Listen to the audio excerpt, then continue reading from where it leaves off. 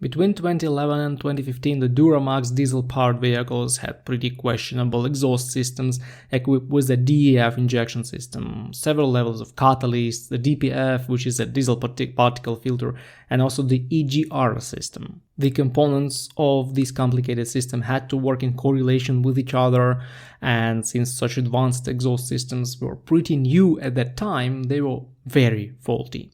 If you see the service exhaust fluid system warning, there may be almost any problem with the exhaust system, not necessarily with the DEF injection system.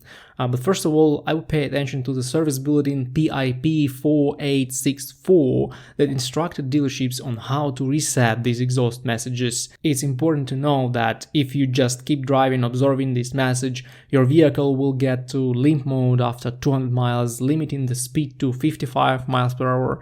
After another 500 miles, the speed may be limited to 4 miles per hour, so ignoring the problem is not a good option. The second GM bulletin I would pay attention to is the document number 120604002C. I will post all bulletin numbers in the description so you can take them and Google for more information.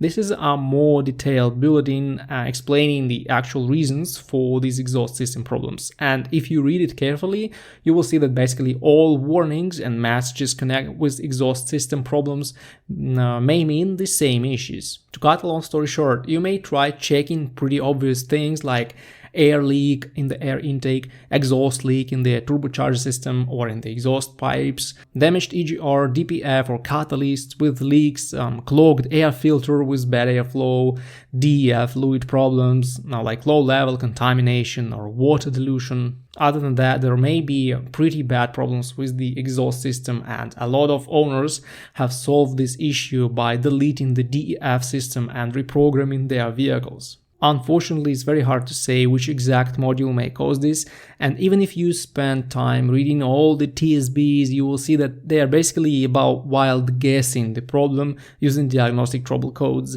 So either you try your luck with the dealership or agree to delete the system, considering all the risks of non-OEM reprogramming and tampering with the system.